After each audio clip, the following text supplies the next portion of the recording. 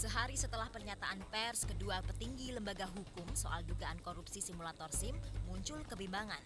Soal joint investigation atau penanganan kasus bersama antara KPK dengan Polri juga menggantung. Pihak KPK maupun pihak Kepolisian Republik Indonesia masing-masing masih mengkaji kasus ini agar supaya suatu ketika dari hasil kajian itu kita bisa menyimpulkan apakah dibutuhkan joint investigasi dalam mengusut kasus ini. Kekhawatiran perseteruan KPK dengan Polri atau cicak versus buaya muncul. Pengamat dari Indonesia Police Watch Neta Pane menengarai KPK ditunggangi kepentingan Polri. Kasus ini ditunggangi oleh konflik di internal kepolisian yang melibatkan jenderal-jenderal atau istilahnya perang bintang ya. Perang bintang dalam rangka memperebutkan posisi calon Kapolri.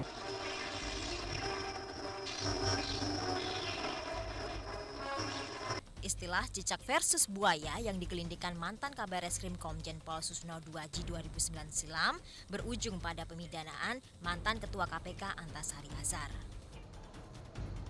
Sementara kasus simulator SIM menyeret mantan Kakor Lantas Irjen Pol Joko Susilo sebagai tersangka. Joko Susilo yang disebut-sebut sebagai kandidat Kapolri diduga menyalahgunakan wewenang dalam pengadaan simulator kemudi, motor dan mobil. Proyek ini merugikan negara 120 miliar rupiah. Tim Liputan Metro TV.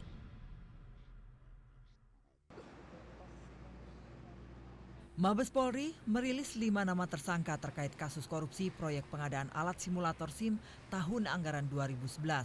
3 diantaranya berasal dari internal kepolisian, yakni Brigadir Jenderal Polisi Didik Purnomo sebagai pejabat pembuat komitmen, AKBP Teddy Rusmawan sebagai ketua pengadaan, serta Bendahara Korlantas berinisial LGM.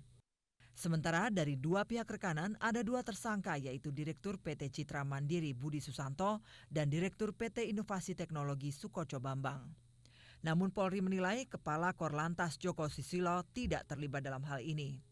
Menurut Kabag Penum Mabes Polri Brigjen Boy Rafli Amar, penyidikan Polri sebatas pelaksanaan pengadaan simulator SIM di tingkat pejabat pembuat komitmen.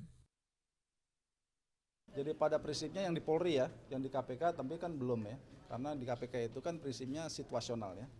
Jadi prinsipnya yang saya jelaskan adalah proses yang berjalan dalam penanganan driving simulator ya. Itu adalah proses perjalanan yang berjalan dan tentu kita juga menghormati sebagaimana yang ditetapkan KPK terkait status Bapak Irjen DS ya.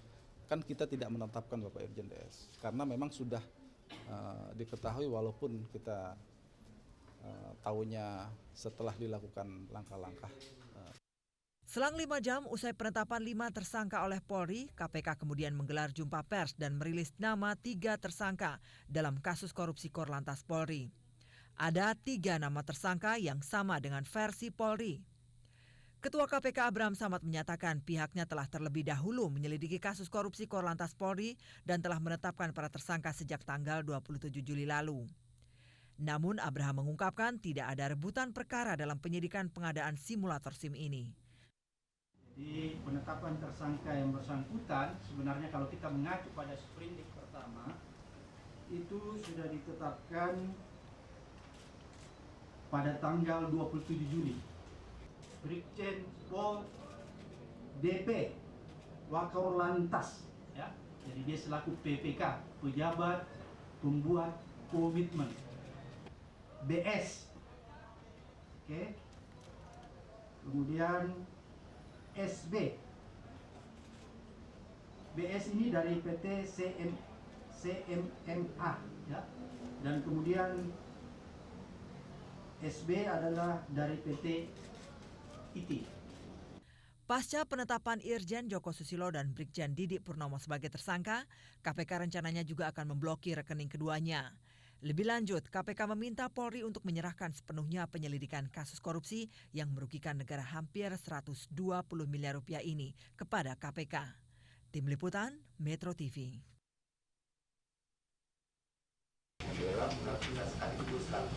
Kegiatan-kegiatan itu, insyaallah mudah-mudahan hari kita mendaftarkan partai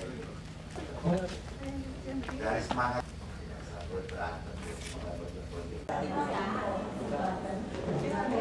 membangun budaya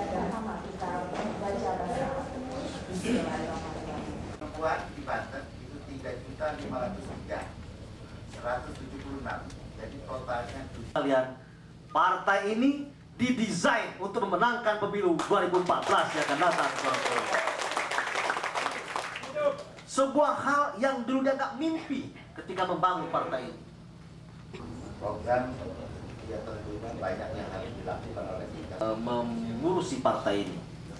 Nah, saudara sekalian, memang partai ini seperti yang kita ikuti dari Kumham kemarin.